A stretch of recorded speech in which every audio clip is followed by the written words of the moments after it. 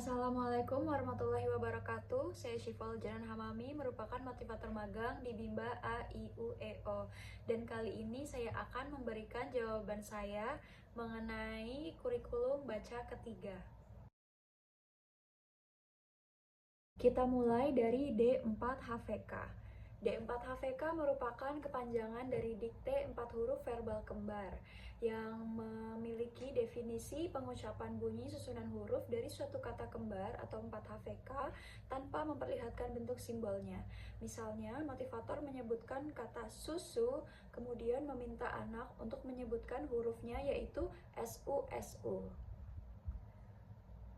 Syarat sebelum mengenalkan D4HVK itu adalah 4HVK begitu. Jadi harus dipastikan anak itu perlu terampil untuk mengucapkan 4HVK terlebih dahulu, baru kita arahkan untuk D4HVK seperti itu.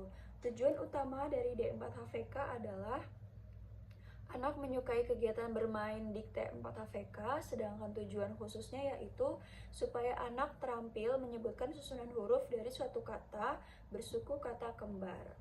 Cara motivator mengenalkan D4HVK yaitu dengan berdialog secara verbal, menggunakan bahasa Bimba, dan mengulangnya sebanyak minimal 3 kali. Kemudian bisa juga menggunakan metode bernyanyi La Bimba dengan memperhatikan liriknya dengan menggunakan lirik 4HVK, dan juga bisa menggunakan metode bercerita dan melalui permainan. Tahap selanjutnya setelah D4HVK yaitu D4HVS. Jadi di bagian kurikulum baca ini terlihat bahwa setelah D4HVK kita bisa lanjut mengenalkan anak ke D4HVS, tapi dengan catatan syarat lain yaitu 4HVS ini juga sudah harus terpenuhi, karena di atas D4HVS ini ada garis tebal dan di atas garis tebal ada 2 syarat yaitu 4HVS dan D4HVK seperti itu. Kemudian kita lanjut membahas mengenai D4HVS. Jadi D4HVS ini merupakan kepanjangan dari dikte 4 huruf verbal sederhana yang memiliki definisi yaitu pengucapan susunan huruf dari suatu kata yang memiliki 2 suku kata berbeda tanpa memperlihatkan simbolnya. Dan syarat sebelum kita mengenalkan D4HVS kepada anak yaitu 4HVS dan D4HVK.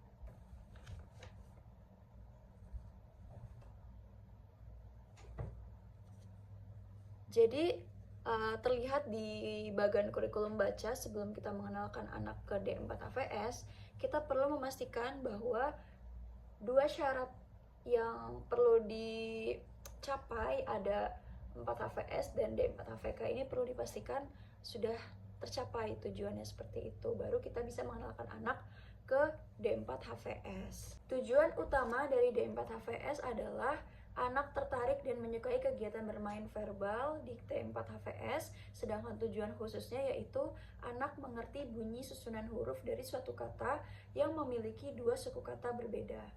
Cara kita sebagai motivator mengenalkan D4HVS adalah dengan berdialog secara verbal dikte kata menggunakan bahasa Bimba dan diulang sebanyak 3 kali.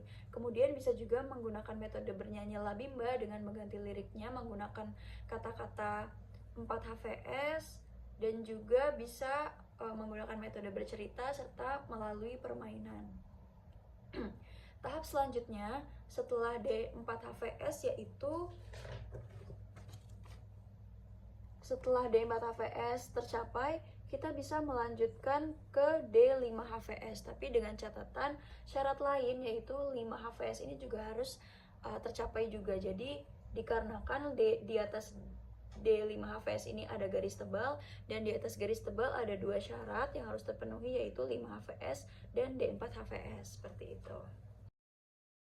Pembahasan selanjutnya yaitu mengenai D5HVS. Jadi D5HVS ini merupakan kepanjangan dari dikte 5 huruf verbal sederhana yang memiliki definisi pengucapan susunan huruf dari suatu kata yang terdiri atas 5 huruf tanpa memperlihatkan bentuk simbolnya. Syarat sebelum kita mengenalkan D5HVS ke anak yaitu syarat sebelum kita mengenalkan D5HVS yaitu D5-HVS dan D4-HVS, seperti itu. Kemudian tujuan utama dari D5-HVS adalah agar anak menyukai kegiatan bermain huruf dikte 5-HVS, sedangkan tujuan khususnya yaitu anak mengerti bunyi susunan huruf dari suatu kata yang terdiri atas 5 huruf. Cara kita sebagai motivator untuk mengenalkan D5-HVS yaitu dengan berdialog secara verbal, kata menggunakan bahasa Bimba dan diulang sebanyak 3 kali. Kemudian bisa juga melalui bernyanyilah Bimba dengan mengganti liriknya dengan kata-kata D5-HVS, bercerita, dan juga bisa menggunakan metode permainan. Seperti itu.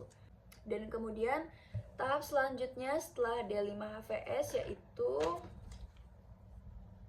setelah D5-HVS berdasarkan bagian ini, yaitu kita bisa lanjut mengenalkan anak ke modul B1D